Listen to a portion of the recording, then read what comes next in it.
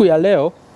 nimeendelea na ziara ya ukaguzi wa utekelezaji wa majukumu ya Wakala wa Majengo Tanzania TBA, hususan majukumu yale yanayohusiana na kurugenzi ya milki, kuangalia namna ambavyo wakala unaendelea kutekeleza majukumu katika maeneo mbalimbali ambayo napita kukagua na kuangalia utekelezaji wa majukumu. Siku ya leo tumefika katika mkoa wa Geita na tumepata nafasi ya kutembelea katika eneo hili la Chato.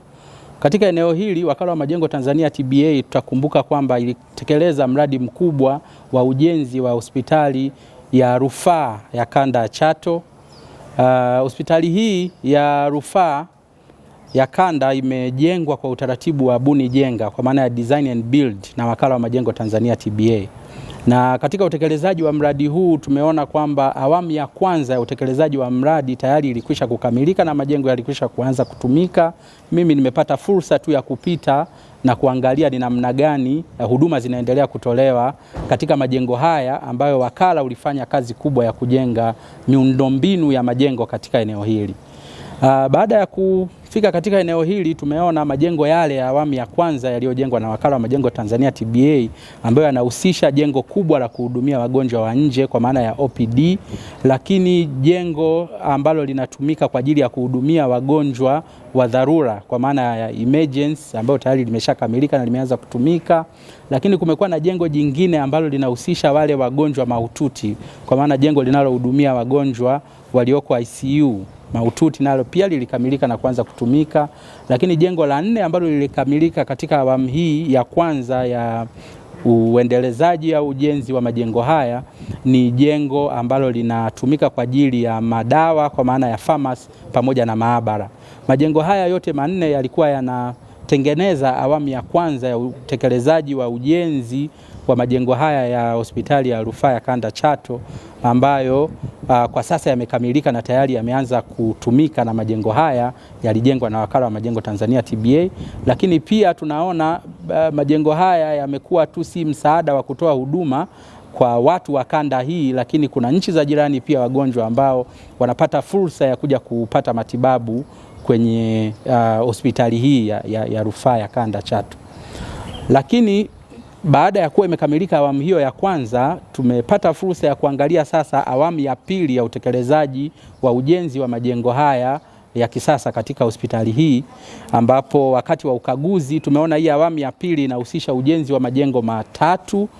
3 pamoja na maeneo ya nje ya hospitali hii ya rufaa.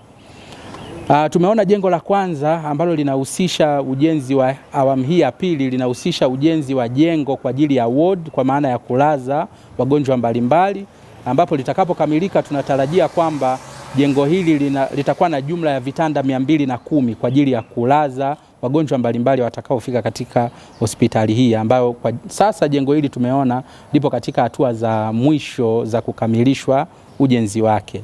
Lakini nimepata fursa pia ya kutembelea jengo la pili la radiology, ambalo ni jengo la mionzi, ambalo jengo hili limejengwa na kukamilishwa katika awamu hii ya pili na kukabidhiwa na kuanza kutumika. Lakini jengo hili pia kama nilivyosema mwanzo limejengwa kwa utaratibu wa buni jenga. Wakati tumefika kwenye eneo hili, kwa sababu sisi ndio tumejenga miundombinu hii ya majengo, tumepata fursa ya kuingia kwenye jengo hili la mionzi kuweza kuangalia sasa ni namna gani majengo haya yanaendelea kutoa huduma mbalimbali, na tumejionea wenyewe kwamba ni vifaa tiba vya namna gani ambavyo tayari vimekwisha kuwekwa kwenye majengo haya ambayo yamekamilishwa. Tumeweza kujionea ni kwa kiasi gani serikali hii ya awamu ya 6 imeweza kuhakikisha uwepo wa vifaa vya kisasa vya uchunguzi wa kitabibu katika jengo hili ambalo sasa limekamilika. Tumeona vifaa kama MRI ya kisasa kabisa ambayo tayari imewekwa, lakini tumeona mashine za x-ray. Hizi wametuambia wataalamu kwamba ni za kisasa kabisa, ni digital x-ray ambazo zimewekwa katika jengo hili ambalo tayari tumelikamilisha.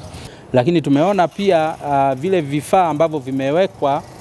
ukiachana na MRI, lakini kuna CT scan ya kisasa kabisa ambayo pia imefungwa kwenye jengo hili la mionzi, ambalo wakala ulitekeleza mradi huu kwa utaratibu wa buni jenga na kukamilisha ujenzi wake na tayari imekwisha kuanza kutumika. Kiukweli kama wakala tunajisikia fahari kuwa sehemu ya utekelezaji wa mradi huu mkubwa ambao kimsingi umekuwa na manufaa makubwa na kutoa huduma kwa wananchi wengi katika eneo hili, mkoa wa Geita, lakini pia mikoa ya jirani kwa maana ya kanda hii, na wengine pia ambao wanatoka nchi jirani ambao wanakuja kupata matibabu katika maeneo haya ambayo Wakala wa Majengo Tanzania TBA umefanya kazi ya kubuni pamoja na kujenga majengo haya. Asante sana.